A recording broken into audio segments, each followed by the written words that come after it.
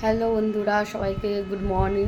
তো অনেকটাই বেলা হয়ে গিয়েছে, তো যাই হোক অনেকটা বেলা মানে 11টা 11:30, তা গুড মর্নিং বললাম। তো আমার স্নান করা কমপ্লিট। তো এক্ষুনি টিফিন করলাম, টিফিনের পরে একটু শসা খেয়ে নিলাম। শসা যাই হোক কচি শসা বলে ছাড়ালাম না। আর চলো তোমাদের সঙ্গে সব কিছু শেয়ার করি।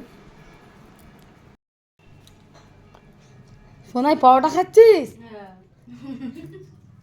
সোনাই পরোটা খেয়ে স্কুলে যাচ্ছিস? ভাত খাবি না কেন? ভাত ভালো লাগে না? হ্যাঁ ঠিক আছে, পরোটা খেয়ে নাও। কী কী রান্না হয়েছে চলো।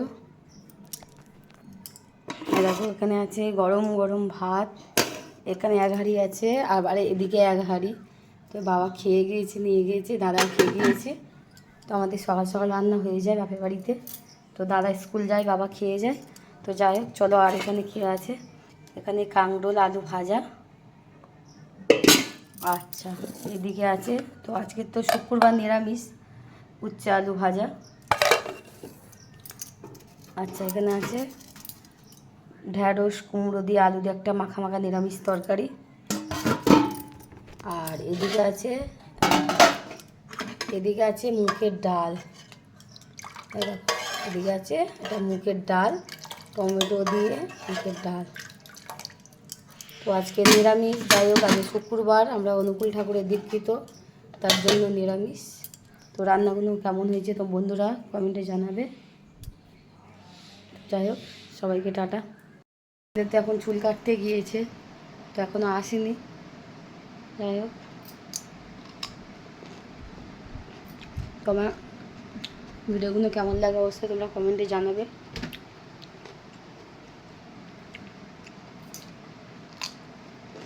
টাটা। এর মা দেখো ঠাকুরকে কি সুন্দর ফুল দিয়ে সাজিয়েছে, তো দারুণ লাগছে। দেখো কি সুন্দর সাদা মালা, সাদার মানে সাদা জিনিসের একটা আলাদা সৌন্দর্য। তো এই দেখো কি দারুণ লাগছে আমাদের ঠাকুর, অনুকূল ঠাকুর। তো যে ঠাকুরে আমরা দীক্ষিত নিরামিষ খাই, তো ওই ঠাকুরের তোমাদেরকে দেখিয়ে দিলাম। এই যে ঠাকুর, তো এটা বড় মা মানে স্ত্রী, আর ওনার ছেলে। এটা বয়স্ক ছবি বলে তাই, এটা এনা অল্প বয়সে বলে ঠাকুরের। তো আমার ঠাকুরের এটা পাঁচ বালিশ দিতে হয়, কিন্তু ওনার কভারটা কেচে দিয়েছে মা, তাই জন্য ওরকম। তো যাই হোক কেমন লাগছে ভিডিওটা কমেন্টে জানাবে। আর এটা মা সরস্বতী, আর এগুলো শিব ঠাকুর, গণেশ। যাই হোক আর এখানে আরও ঠাকুর রয়েছে, দেখতেই পাচ্ছ কেমন লাগলো। এই দেখো এটা নারায়ণেরই। আর আমাদের ঠাকুরের পুজো দিয়ে খেতে দিতে হয় আসন দিয়ে, আমরা কি শুধু পদে বসি, তার জন্য এখানে আসনও দিয়ে দিয়েছে। এই দেখো ঠাকুরের আসন। তো কেমন লাগলো আমাদের ঠাকুরের সিংহাসন থেকে ঠাকুরকে। আর এখানে আরও ঠাকুর আছে, এটা ঠাকুর ঘর। এই ঘরে কেউ থাকে না, কখনো কখনো কেউ থাকে।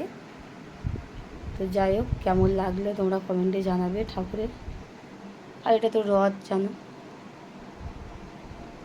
টাটা।